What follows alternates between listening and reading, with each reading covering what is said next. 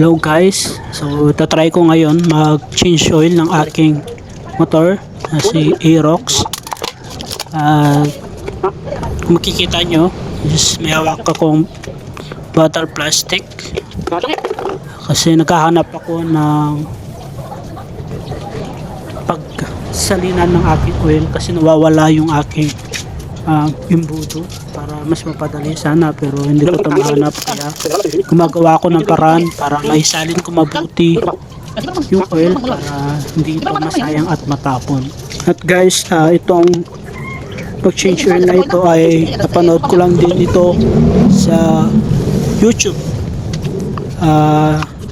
kung paano mag-change oil ng Aerox.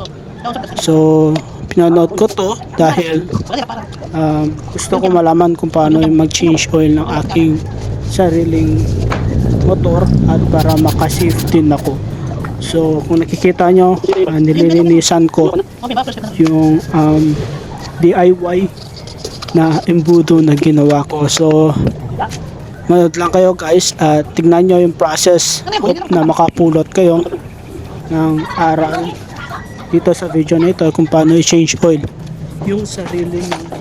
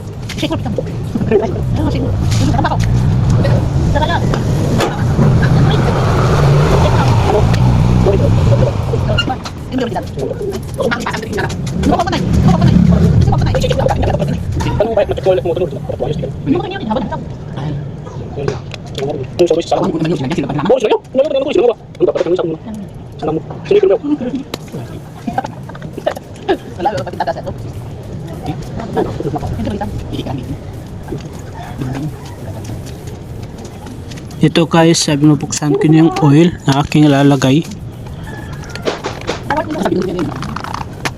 Kung makikita nyo, pinuputasan ko na ito para may lagay sa aking makina. Then dito kumuha ko ng isang paglagyan ng aking oil kasi yung 1 liter ng oil na ito hindi ko po siya ilalagay lahat. So 800 ml lang yung ilalagay ko sa akin.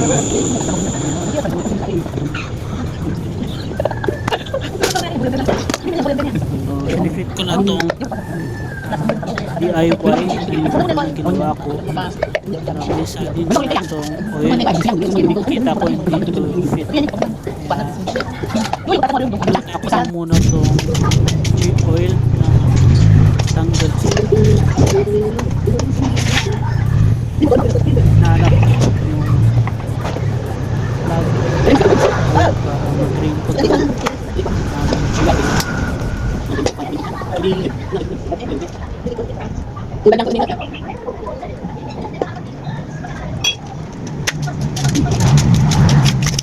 Kung makikita nyo guys, may pagdala kong hawak. Lagay ko ito sa may gulong para hindi malagyan ng oil itong plugs ko at gulong. Green pipe na cheap oil.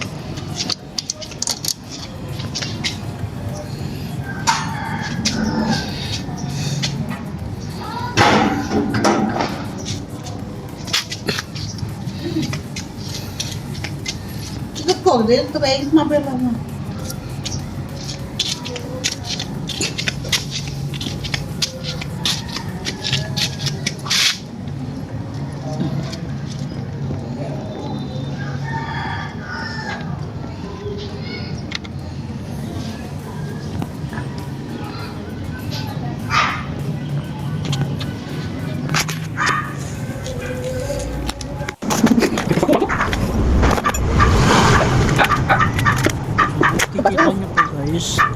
Sinaside ko po ito para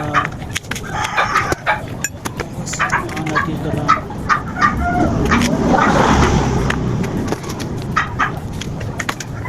Kita nyo, dahil wala na, is nilagay ko na po yung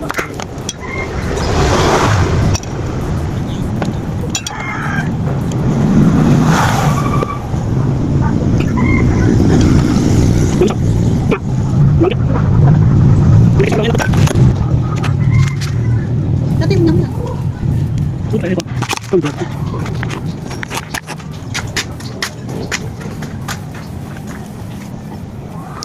Wait, tapok! So guys, ito po yung nilalagay kong G oil. Havolin po siya. Nakat ko na po ito sa tip. Okay,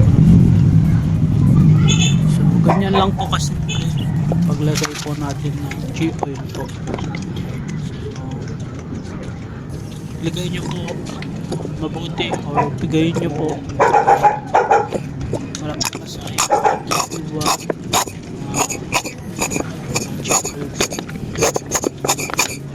At kung wala nang laman, kaya po natin yung takip. Sarado na po natin ito ng mabuti.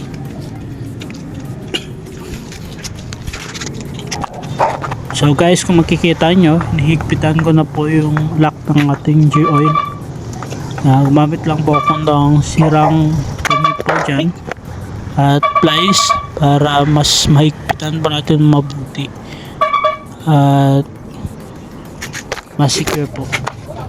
So ayan, lalagay na po natin yung oil po. So kung makikita nyo, hawak-hawak ko yung G-oil plastic. So yan po yung gagawin kong imbudo po, kasi kung makikita nyo, patulis po siya at maipasok po ng mabuti dun sa butas ng makina para walang po kung masayang na oil at mailagay po natin ng maayos. Kung makikita nyo guys, nililinisan ko mabuti yan para mas malinis po. Make sure na walang natirang G-oil na iwan po dun sa lalagyan niya. So yan na po, isasalin ko na yung oil po at yan po yung gamit kong oil, motor po siya. So makikita nyo, mas maayos ko pong ilalagay yung oil po at yan inuunti ko pong ilagay kasi maliit lang po yan, pero make sure ko po na wala pong masayang na oil at may lagay pong mabuti ito.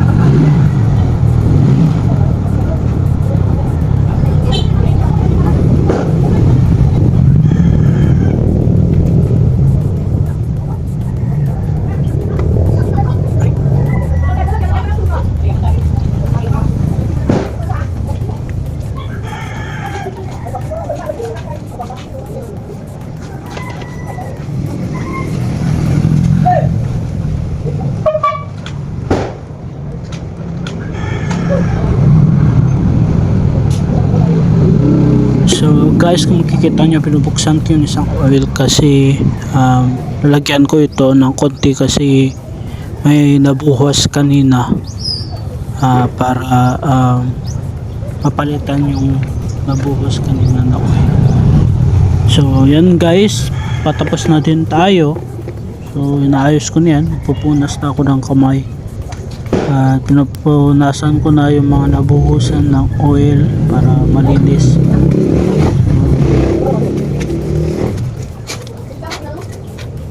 Nilalagay ko na yung lock para tinitignan ko yung measurement ng oil kung tama ba.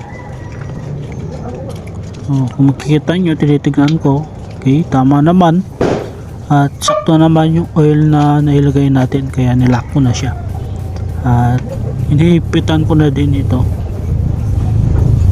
Ayan guys, so nahigpitan ko na yung lock ng aking oil at inopen ko na ito at pinaandar ko na ito, mag-circulate na mabuti yung oil sa aking makina. So guys, make sure po after nyo pong change oil ng inyong motor, kailangan nyo po itong i-reset po. Okay, so kung hindi Aerox po yung motor po ninyo, search nyo na lang po sa YouTube kung paano po i-reset yung mga motor po ninyo after nyo po ma-change oil po ito. Okay, so yung oil na nagamit nyo pala, yung mga na-drain oil po, kailangan nyo din po itapon dun sa safe na lugar po, yung wala pong madudulas. Kailangan nyo pong itapon dun sa maayos na pagtapunan po. So maraming salamat po guys sa panonood po at I hope may napulot po kayo dito sa simpleng tips kung paano i-change oil yung ating mga Aerox po. Salamat guys at ride safe po parati. God bless po guys.